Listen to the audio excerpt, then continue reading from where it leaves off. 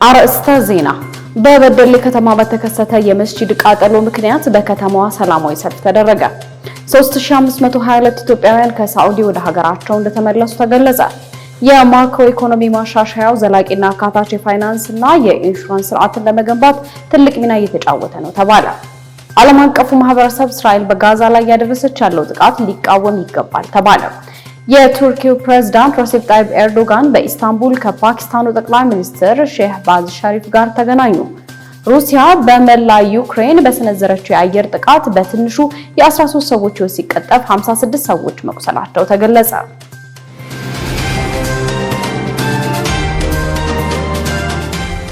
አሰላሙ አለይኩም ወራህመቱላሂ ወበረካቱ። ድና የተከበራችሁ የነጃሺ ቲቪ ተመልካቾች ነጃሺ መረጃችን ተጀምሯል። ከመረጃዎቹ ጋር ሀያት ከማል ነኝ። አብራችሁን ቆዩ። ቀዳሚ ያደረግነው መረጃ ስናልፍ በበደሌ ከተማ በተከሰተ የመስጂድ ቃጠሎ ምክንያት በከተማዋ ሰላማዊ ሰልፍ ተደረገ። ምክንያቱ በውል ባልታወቀ ሁኔታ በእሳት የተቃጠለው የቡልቲ ኦዳ መስጂድ ሙሉ በሙሉ እንደወደመ ተገልጿል። በኦሮሚያ ክልል በቡድኖ በደሌ ዞን በደሌ ከተማ ቡልቲ ኦዳ መስጂድ የበደሌ አዳሪ ትምህርት ቤት ተማሪዎች የሚሰግዱበት መስጂድ የነበረና ተማሪዎቹ በግል ተነሳሽነት ገንዘብ አዋጥተው የሰሩት መስጂድ እንደነበር ተነግሯል። ይህን መስጂድ ለጊዜው ምክንያቱ ባልታወቀ ምክንያት ቃጠሎ እንደደረሰበትና መስጂዱ ሙሉ ለሙሉ እንደወደመም ተነግሯል። ይህ ያልተገባ እኩይ ድርጊትን ያወገዘው የኦሮሚያ ክልል እስልምና ጉዳዮች ከፍተኛ ምክር ቤት ድርጊቱ ሁሉም የማህበረሰብ ክፍል ሊያወግዘው የሚገባ ጉዳይ መሆኑን ገልጾ ኦሮሚያ ክልል በቡኖ በደሌ ዞን በደሌ ከተማ የሚገኘው ቡልቲ አዳ መስጂድ የመቃጠል አደጋ በመድረሱ ማዘኑ ገልጿል። ምክር ቤቱ የአካባቢው የመንግስት አስተዳደር በአስቸኳይ ከዚህ ድርጊት ጀርባ ያሉ አካላቶችን አጣርቶ ለህዝቡ ይፋ እንዲያደርግ ብሎም አስፈላጊውን እርምጃ እንዲወስድም ጠይቋል። በበደሌ ከተማ የደረሰው የመስጂድ ቃጠሎን ተከትሎ የተቃውሞ ሰላማዊ ሰልፍ በበደሌ ከተማ እንደተካሄደም ተገልጿል።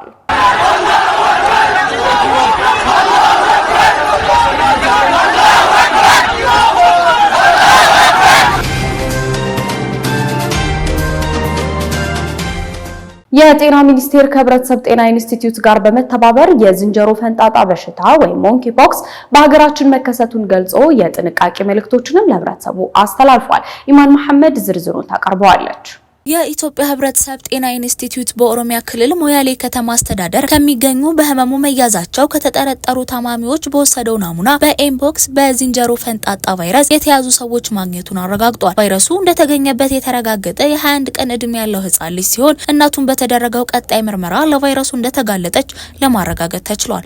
የህፃኑም አባት ወደ ጎረቤት ሀገር ሄዶ የነበረ መሆኑ መታወቁና የሄደባቸው አካባቢዎች እንዲሁም ከግለሰቡ ጋር የቅርብ ንክኪ የነበራቸው ግለሰቦች የመለየት ክትትል የማድረግ ስራ ተጀምሯል። ታማሚው ህፃንና እናቱ አስቀድሞ በተዘጋጀው የለይቶ ማከሚያ ተገቢውን የህክምና ክትትል እየተደረገላቸው ሲሆን እስካሁን ባለው ሁኔታ የከፋ የጤና እክል አልገጠማቸውም። የጤና ሚኒስቴር በሽታው በሀገራችን ከተከሰተበት ወቅት ጀምሮ ወደ ሀገር እንዳይገባ ከገባም ጉዳቱ ሳይከፋ በቁጥጥር ስር ለማድረግ እንዲቻል በርካታ ስራዎች ሲከናወን መቆየቱ የሚታወቅ ሲሆን ለዚህም በሽታ መከላከል ሲባል በኢትዮጵያ ህብረተሰብ ጤና ኢንስቲትዩት ውስጥ የድንገተኛ አደጋዎች ማስተባበሪያ ማዕከል ተቋቁሞ እየሰራ ይገኛል። ከዚህም ባሻገር በዚህ ቫይረስ ለመያዛቸው የተጠረጠሩ ግለሰቦች ማቆያ የሚሆን የተለያዩ የጤና ተቋማት የተዘጋጁ ሲሆን በዚህ በሽታ የታመሙ ሰዎች ለማከምና ተገቢውን አገልግሎት ለመስጠት የተለያዩ የጤና ተቋማት አስፈላጊውን ዝግጅት አጠናቋል። በኤምፖክስ በሽታ የተለያዩ የአፍሪካ ሀገራት የተከሰተ ያለ ህመም ሲሆን ዋና መስሪያ ቤት በአዲስ አበባ ያደረገው የአፍሪካ የበሽታ መከላከልና መቆጣጠር ማዕከል የዓለም አቀፍ የጤና ድርጅት በመተባበር በሽታውን ለመከላከልና ለመቆጣጠር የተለያዩ መጠነ ሰፊ ስራዎችን በጋራ እየሰሩ ይገኛል። የጤና ሚኒስቴርም ከዚህና ከሌሎች ባለድርሻ አካላት ጋር በመተባበር በሽታውን ለመከላከልና ለመቆጣጠር እያከናወናቸው የነበሩ ያሉ ስራዎችን አጠናክሮ እንደሚቀጥል ለመግለጽ ወዷል። የሞንኪ ፖክስ በሽታ ቫይረስ ካለባቸው ግለሰቦች ጋር ንክኪ ያለው ሰው የሚከተሉትን ምልክቶች በሚታዩበት ወቅት ማለትም ሽፍታ፣ ሳል፣ ትኩሳት፣ የራስ ምታት፣ ድካምና የጀርባ ህመም ሲያስተውሉ በአፋጣኝ ወደ ጤና ተቋም በመሄድ ተገቢውን የምርመራ ህክምና አገልግሎት እንዲያገኝ እንዲሁም የግልና የእጅ ንጽህናን በመጠበቅ ከላይ የተገለጹ ምልክቶች ባሉባቸው ታማሚዎች አካባቢ የአፍና የአፍንጫ መሸፈኛዎችን በመጠቀም ተገቢውን ጥንቃቄ እንዲያደርግ ጥሪ ቀርቧል። በአሁኑ ወቅት ይህ በሽታ በተወሰኑ ቦታዎች ብቻ የታየ መሆኑ ህብረተሰቡ ሳይደናገጥ የተለመደ አኗኗሩን በመቀጠል የሚቻል ሲሆን ከጤና ሚኒስቴርና ከኢትዮጵያ ህብረተሰብ ጤና ኢንስቲትዩት የሚወጡ ወቅታዊ መረጃዎችን በአግባቡ መከታተልና ራሱና ቤተሰቡን ከዚህ በሽታ እንዲጠብቅ ጥሪ አስተላልፈዋል።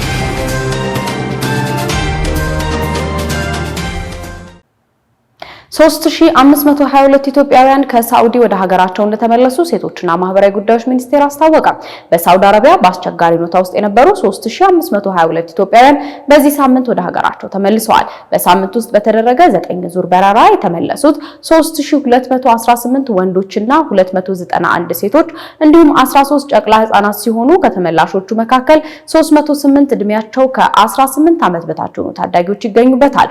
በአራተኛው ዙር በአስቸጋሪ ሁኔታ ውስጥ የሚገኙ ዜጎችን 50,000 ዜጎችን ለመመለስ ታቅዶ ከመጋቢት 3 2017 በኋላ በይፋ መጀመሩ ይታወቃል። በዚህም እስካሁን 35876 ኢትዮጵያውያንን ወደ ሀገር መመለስ ተችሏል። ሚኒስቴር መስሪያ ቤቱ ከሚመለከታቸው ባለድርሻና አጋር አካላት ጋር በመቀናጀት ለተመላሽ ዜጎች በአየር ማረፊያና በማቆያ ማዕከላት ተገቢውን ድጋፍና እንክብካቤ በማድረግና ከቤተሰብ ጋር የመቀላቀል ስራን በትኩረት እየሰራ ይገኛል። የማክሮ ኢኮኖሚ ማሻሻያው ዘላቂና አካታች የፋይናንስና የኢንሹራንስ ስርዓትን ለመገንባት ትልቅ ሚና እየተጫወተ መሆኑን የብሔራዊ ባንክ ገዢ ማሞ ምህረቱ ገለጹ። ምክትል ጠቅላይ ሚኒስትር ተመስገን ጥሩነህ በተገኙበት 51ኛው የአፍሪካ ኢንሹራንስ ድርጅት ዓመታዊ ኮንፈረንስና ጠቅላላ ጉባኤ በአዲስ አበባ በመካሄድ ላይ ነው። የብሔራዊ ባንክ ገዢ ማሞ ምህረቱ በዚህ ወቅት እንዳሉት ኢትዮጵያን ጨምሮ በብዙ የአፍሪካ ሀገራት የኢኮኖሚ ሪፎርም እየተከናወነ ነው። ብድርን በተመለከተ ያሉ ችግሮች ሲፈቱ የኢንሹራንስ ዘርፉ በሚፈልገው አቅም ማሳደግ እንደሚቻልም ገልጸዋል። በኢትዮጵያ እየተከናወነ ያለው የኢኮኖሚ ሪፎርም የግሉን ዘርፍ በሚያበረታታና ኢንቨስትመንትን በሚያረጋግጥ መልኩ በልዩ አመራር እየተተገበረ መሆኑን አንስተዋል። የተሟላ የማክሮ ኢኮኖሚ ማሻሻያ ትግበራ በፋይናንስ ዘርፉ ዘላቂ የኢኮኖሚ እድገትን የሚያረጋግጥ ተስፋ ሰጪ ውጤት እያሳየ ነው ብለዋል። በፋይናንስ ዘርፉ ሕግ ከማሻሻል ጀምሮ በኢኮኖሚው ላይ ትርጉም ያለው ለውጥ የሚያመጡ የአሰራር ሪፎርሞች መከናወናቸውን ጨምረው ተናግረዋል። ባለፉት የለውጥ ዓመታት በፋይናንስ ዘርፉ የተሰሩ አጠቃላይ ስራዎችን የኢንሹራንስ ዘርፉን እድገት በማገዝ በኩል ሰፊ አስተዋጽኦ እንዳላቸውም ገልጸዋል። በኢትዮጵያ እየተከናወነ ያለው የዲጂታል ሽግግር በአጠቃላይ ኢኮኖሚያዊ ለውጥን ለማምጣትና የኢንሹራንስ ዘርፉን ውጤታማ ለማድረግ ከፍተኛ አበርክቶ እንዳለውም ጠቁመዋል።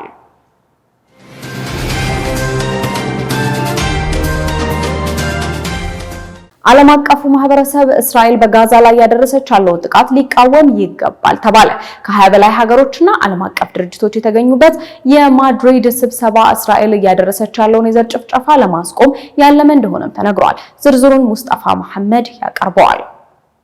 እስራኤል በንጹሃን ፍልስጤማውያን ላይ የማያባራ አውዳሚ በሆነ ጦርነት የዘር ጭፍጨፋ እያሰፋችና እያጠናከረች ትገኛለች። እስራኤል በጋዛ ላይ እያደረሰች ያለውን የዘር ጭፍጨፋ እንድታቆም ዓለም አቀፉ ማህበረሰብ መጠየቅ አለበት ስትል ስፔን አሳስባለች። ስፔኑ ጠቅላይ ሚኒስትር ፔድሮ ሳንቼዝ እስራኤል በሰብአዊ እርዳታ አቅርቦት ላይ የጣለችውን እገዳና ያልተመጣጠነ ጥቃት ዓለም አቀፉ የሰብአዊ ሕጎችን ባለማክበር ተጠያቂ እንድትሆን ሀገራቸው ጥረት እንደምታደርግ ተናግረዋል።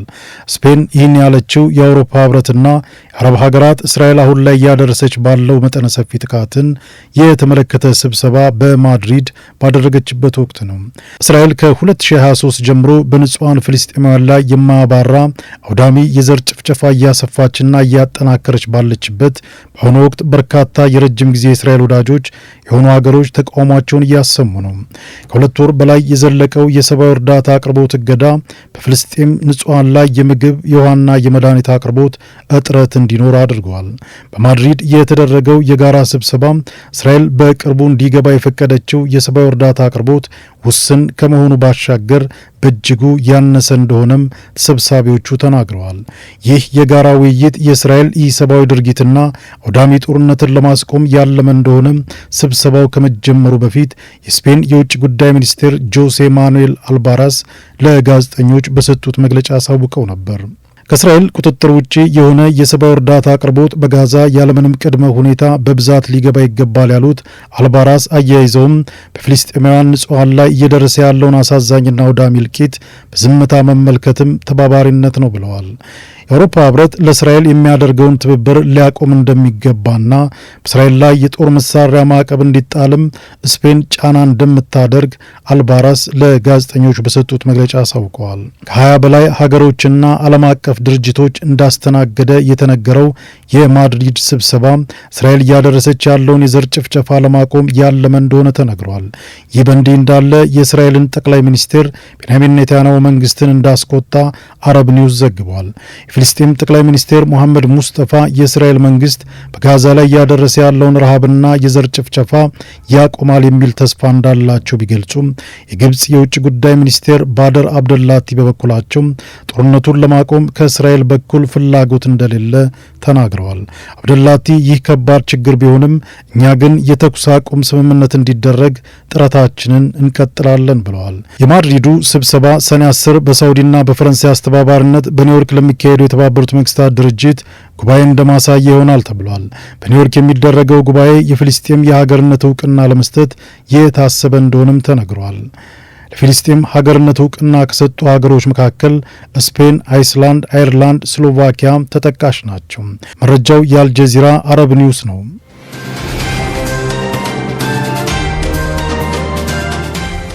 ከውጭ ምንጮች ያገኘናቸው መረጃዎች ቀጥለዋል። በእስራኤል ጥቃት የተገደሉ ፍልስጤማዊ ልጆችን ስም ዝርዝር በቲሸርት የለበሰው ሰው አነጋጋሪ ሆኗል። የዊኪሊክስ መስራች ጁሊያን አሳንጅ በካነስ ፊልም ፌስቲቫል ላይ በመገኘት በጋዛ የተገደሉትን እድሜያቸው ከ5 ዓመት በታች የሆኑ 4986 የፍልስጤም ልጆችን ስም የያዘ ነጭ ቲሸርት በመልበስ ለእስራኤል የግፍ ተግባር ተቃውሞን አሳይቷል። አሳንጅ በርካታ የዓለም ሀገራት ሊመለከቱት የሚችሉትን ሁነትን በመጠቀም እስራኤል በጋዛ ላይ ያደረሰችውን ኢሰብአዊ ጭፍጨፋን አሳይቷል። በቲሸርቱ በጀርባው ላይ ስቶፕ እስራኤል ወይም እስራኤል አቁም የሚል ደማቅ ጽሑፍም ሰፍሮበት ታይቷል። እስራኤል በማን አለብኝነት በጋዛ ላይ በምታደርሰው ኢሰብአዊ ድርጊት እስካሁን ወደ 54000 ገደማ ፍልስጤማውያንን ገድላለች። ይህንንም የእስራኤል ፍጹም ጭካኔ የተሞላበት ተግባር ደጋፊዎች ናቸው ባለቻቸው ሀገራት ጭምር ለከፍተኛ ተቃውሞ ዳርጓታል። ይህንን የአሳንጅ የእስራኤልን ተቃውሞ ተግባር በተንቀሳቃሽ ምስል በርካቶች እየተጋሩትም ይገኛሉ።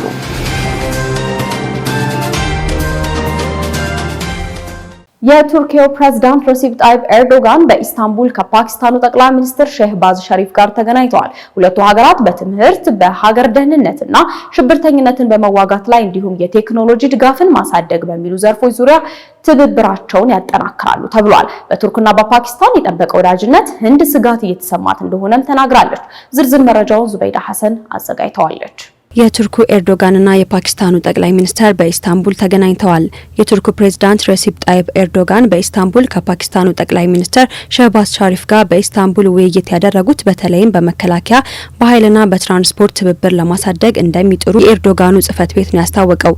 የቱርክና የፓኪስታን ፍላጎት በትምህርት፣ በስለላ መጋራትና ሽብርተኝነትን በመዋጋት ላይ የቴክኖሎጂ ድጋፍን ማሳደግ ነው ሲሉም በቱርክ የንግድ ዋና ከተማ የተካሄደው ስብሰባ በቅርቡ በሁለቱ ደቡብ እስያ ጎረቤቶች መካከል በተፈጠረው ግጭት አንካራ ወደ ኢስላማባድ የጦር መሳሪያ አቅርባለች በሚል ከህንድ ምላሽ ሲሰጣት አንካራ ደግሞ ወደ ፓኪስታን የጦር መሳሪያ መላኳን አስተባብላለች። በቅርብ ሳምንታት ውስጥ ህንድ በፓኪስታንና በፓኪስታን በሚተዳደረው ካሽሚር ውስጥ ባሉ 9 ቦታዎች ላይ ወታደራዊ ጥቃቶችን ካደረሰች በኋላ ኤርዶጋን ከፓኪስታን ጋር አጋርነታቸውን መግለጻቸው ይታወሳል። ኒው ዴሊ እንደገለጸው ጥቃቱ ሚያዝያ 22 በታጠቁ በህንድ በሚተዳደረው ካሽሚር ውስጥ በፖልጋሜ በቱሪስቶች ላይ በተፈጸመው ጥቃት 25 ህንዳውያንና አንድ የኔፓል ዜጋ ለሞቱበት ጥቃት ምላሽ መሆኑንም ስታሳውቅ ቆይታለች። ህንድ ፓኪስታንን በተዘዋዋሪ ጥቃቱን ትደግፋለች ስትል ብትከሳትም ፓኪስታን ግን ክሱን ከእውነት የራቀ መሆኑን ስትናገር መቆየቷም ይታወሳል። ቱርክ በሁለቱ ኒውክሌር ታጣቂ ሀገራት መካከል ባለው አለመግባባት ድጋፏን ለፓኪስታን ብትገልጽም ነገር ግን በሁለቱ ሀገራት መካከል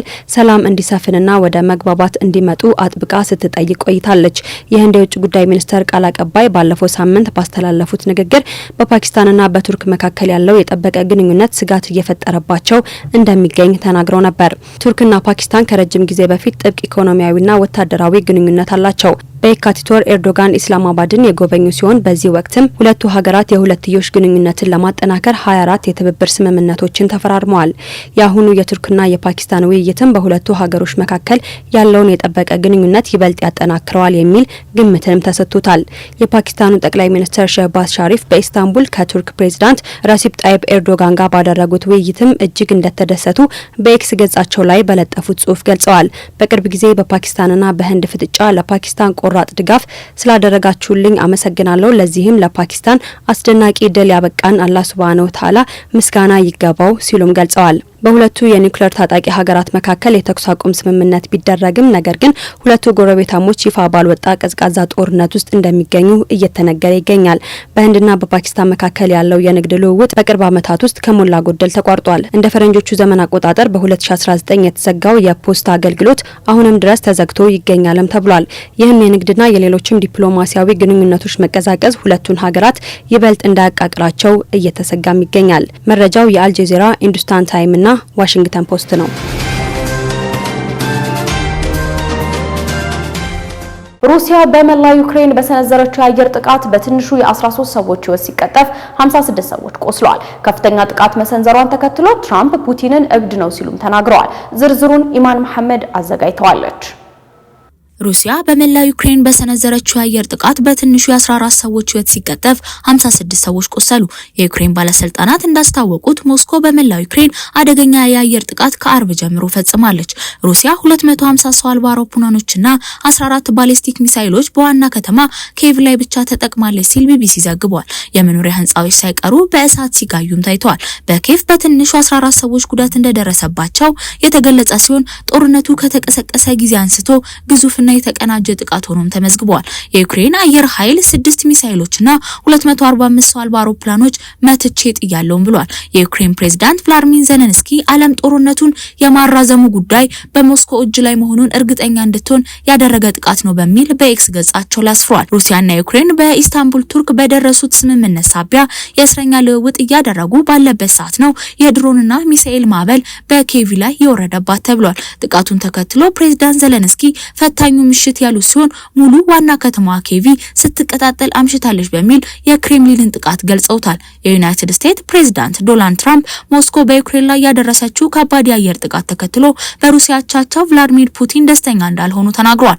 ትራምፕ ባልተለመደ ተግዛዝ ምን ነካው ብዙ ሰዎች እየገደለ ነው ያሉ ሲሆን አክለውም ፑቲን ፍጹም እብድ ናቸው ሲሉ ተደምጠዋል። የዩክሬን ፕሬዝዳንት ቭላድሚር ዜሌንስኪ ቀደም ብሎ ዋሽንግተን በቅርብ ጊዜ በሩሲያ ጥቃቶች ላይ የነበራት ዝምታ ፑቲንን የሚያበረታታ ነው ሲሉ በሞስኮ ላይ ጠንካራ ጫና እንዲሁም ጥብቅ ማዕቀቦች እንድትጥል አጥብቀው አሳስበዋል። ሩሲያ 367 ሰው አልባ አውሮፕላኖችና ሚሳኤሎች በመተኮስ በዩክሬን በአንድ ሌሊት ቢያንስ 14 ሰዎችን ስትገል በደርዘን የሚቆጠሩ ደግሞ ቆስሏል። ፑቲን በ2022 ሙሉ ወረራ በዩክሬን ላይ ከጀመሩ ወዲህ በአንድ ሌሊት ውስጥ ከፍተኛ ጥቃት በትላንትናው ዕለት ፈጽመዋል። የአየር ሳይረን ማስጠንቀቂያ፣ የሰው አልባ አውሮፕላኖችና ሚሳኤሎች ጥቃት ሲፈጸም በርካታ የዩክሬን ክልሎችም ተሰምተዋል። በሰሜን ምስራቅ ካርኪቭ ከተማ አንድ ህፃንን ጨምሮ ቢያንስ 3 ሰዎች ቆስሏል ሲሉ ከንቲባው ተናግሯል። እሁድ ዕለት በኒው ጀርሲ ለጋዜጠኞች ትራምፕ ስለ ፑቲን ሲናገሩ ለረጅም ጊዜ አውቃለሁ፣ ሁልጊዜም ከእርሱ ጋር ተስማምቼ ነበር፣ ግን እሱ ሮኬቶችን ወደ ከተማ በመላክ ሰዎችን እየገደለ ነውና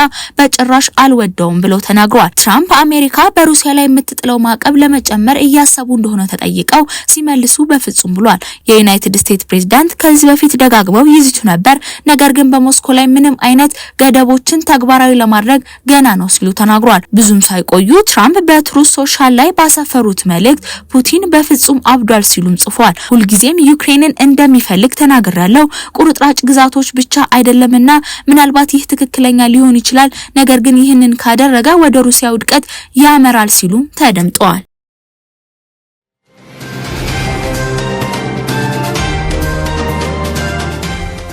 የሳውዲ አረቢያ ጠቅላይ ፍርድ ቤት የዙልቃይዳ ወር 29ኛ ምሽት ጨረቃን ማክሰኞ ምሽት ላይ ከታየች ሀጅ የሚካሄድበት የዙል ሂጃ ወር ረቡዕ ግንቦት 20 እንደሚጀምር የሳውዲ ፕሬስ ኤጀንሲ ዘግቧል። ማክሰኞ ዕለት የዙል ቃይዳ 29ኛው ቀን ሲሆን በዕለቱ ጨረቃ ከታየ የዙል ሂጃ ወር ሀጅ የሚካሄድበት ወር ረቡዕ ዕለት እንደሚሆንና የኢድ አልአድሃ አረፋ የመጀመሪያ ቀን ጁማ ግንቦት 29 ይሆናልም ተብሏል። ይህ ሳይሆን ቀርቶ ጨረቃ ማክሰኞ ዕለት ካልታየች ግን የሀጅ ስርዓት የሚጀመርበት ዙል ሂጃ ወር ሐሙስ ይጀምራል ተብሏል። እንዲሁም የኢድ አልአድሃ አረፋ የመጀመሪያ ቀን ግንቦት 30 ይሆናልም ተብሏል።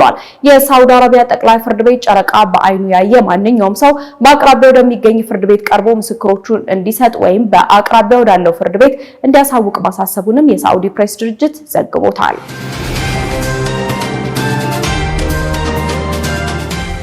በመጨረሻም ታሪክን ለትውስታችንን ደግሞ እናድርሳችሁ። ለዛሬ መረጥንላችሁ ከ150 ዓመት ክፍፍል በኋላ አንድ ስለሆነችው የመን ልናስቃኛችሁ ነው። መረጃውን ዙበይዳ ሐሰን አዘጋጅተዋለች። ተከታትለን እንመለስ። ከዛሬ 35 ዓመታት በፊት ነው በፈረንጆቹ 1990 ሜይ 22 ላይ ለ150 ዓመታት ያህል ለሁለት ተከፍላ የነበረችው የመን አንድ የሆነችው። በዛሬው ታሪክን ለትውስታ መሰናዶ የየመንን አንድ የሆነችበትን ታሪካዊ ክስተት ላነሳ ወደድኩኝ።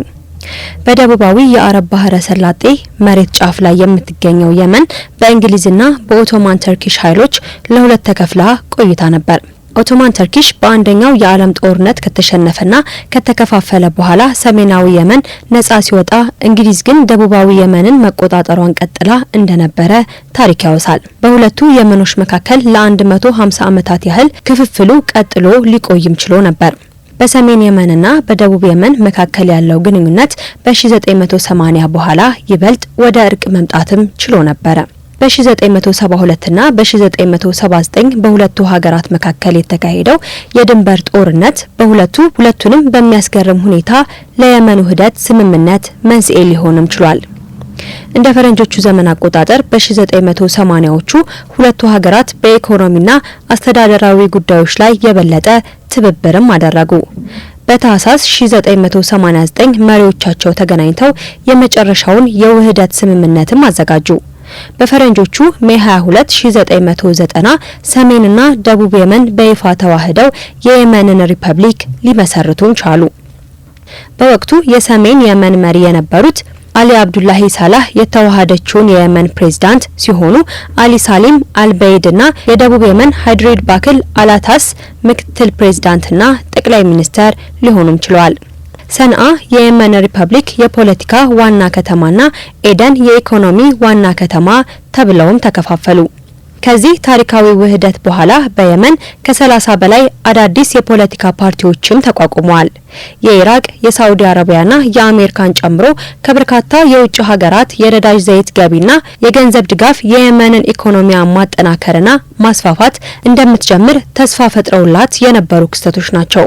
የየመን አንድ ሀገር መሆን እንደታሰበው መረጋጋትን ብቻ ያመጣ ሳይሆን በፈረንጆቹ 1991 የተከሰተው የኢኮኖሚ ችግር አገሪቷን ወደ ውድቀት የመራ ከመሆኑ በተጨማሪ በ1994 በሰሜኑና በደቡቡ መካከል የተቀሰቀሰው የእርስ በርስ ጦርነት ሌላ ችግር ሆኖባት መቆየቱንም ታሪክ ያወሳል። የእርስ በርስ ጦርነቱ የተጀመረው በሴፕቴምበር 2014 የሀውቲ ኃይሎች ዋና ከተማዋን ሰንዓን ሲቆጣጠሩ ነበር። እንደ ፈረንጆቹ ዘመን አቆጣጠር ማርች 21 ቀን 2015 በሁቲ የሚመራው ከፍተኛ አብዮታዊ ኮሚቴ የወቅቱን ፕሬዝዳንት አብዱራቡ ማንሱር ሃይዲን ከስልጣን ለማስወገድና ወደ ደቡቡ ግዛት በመስፋፋት ቁጥራቸውን ለማስፋፋት አጠቃላይ ንቅናቄ ማወጁ።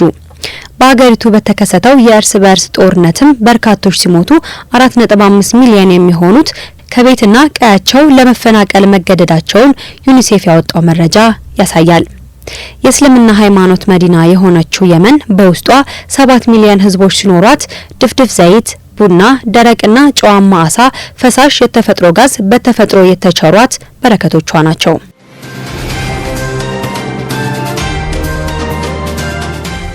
ውድና የተከበራችሁ የነጃሺ ቲቪ ተመልካቾች ነጃሺ መረጃችንን የተከታተላችሁትን ይመስል ነበር። ከመረጃዎቹ ጋር ሀያት ከማል ነበርኩ። ሰላም አለይኩም ወራህመቱላሂ ወበረካቱ።